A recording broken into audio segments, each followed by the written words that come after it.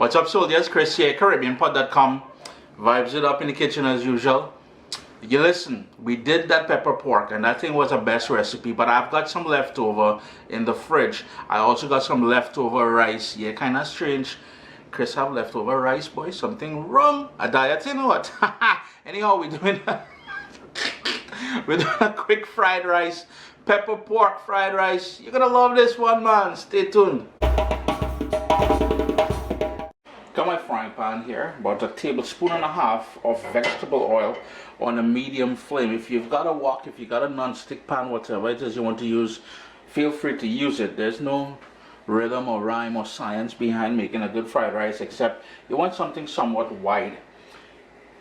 In some onion, and I've got here 2 cloves, large cloves of garlic that I gave a little rough chop to there.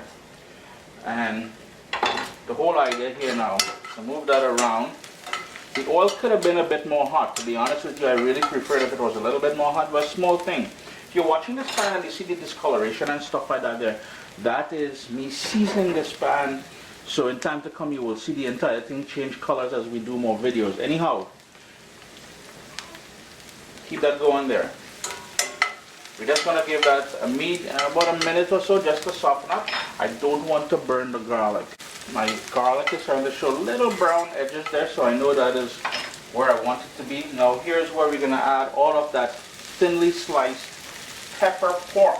And the video, I'll have the link for that in the description below. And it's a lovely little pork recipe, quick and easy in the oven. But we want to have it on medium heat now, and we want to heat up everything here and get little charred or little crispy bits on the edges of the pork.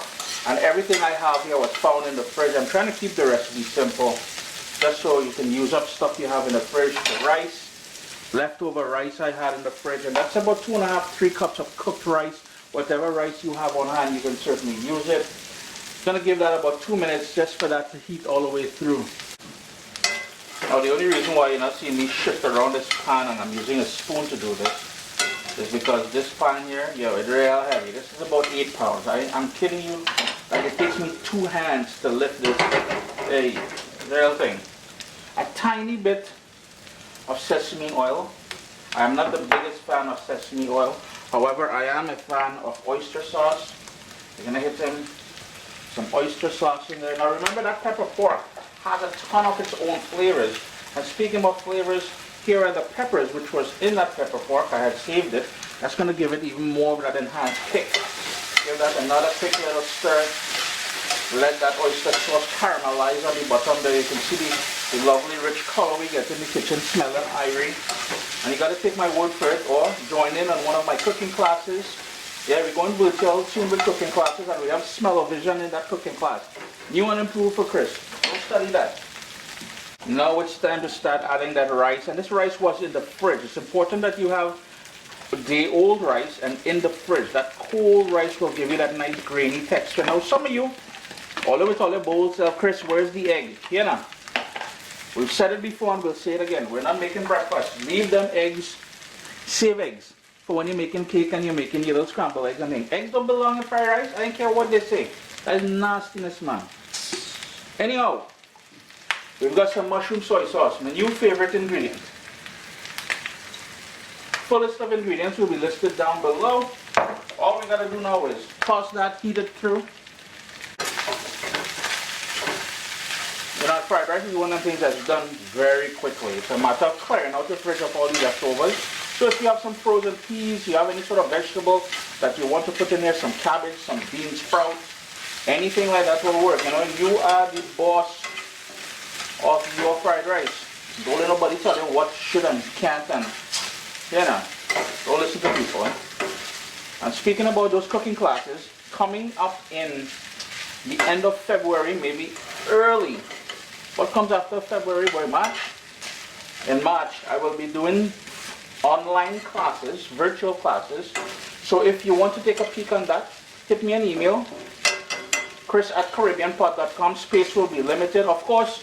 All they have to walk with all their credit card. There's no freeness. This wrongs, you know. 2021 means you have to, if you want to play, you have to pay. And you know greenery going in there after. And it is as simple as that. All you got to do is heat that through all the way through for that rice. Remember the rice was in the fridge. Heat that all the way through. And you're done. Boom, bam. Simple, man. Chris here, CaribbeanPot.com. Always a pleasure having you guys here in the kitchen with me. A quick pepper pork fried rice. Now, you're probably wondering, Chris, I ain't got no pepper pork in the fridge. Maybe you got some barbecue chicken. Maybe you got some shrimp. Maybe you got, hey, whatever meat you have left over there. And you know, you can do this vegetarian as well.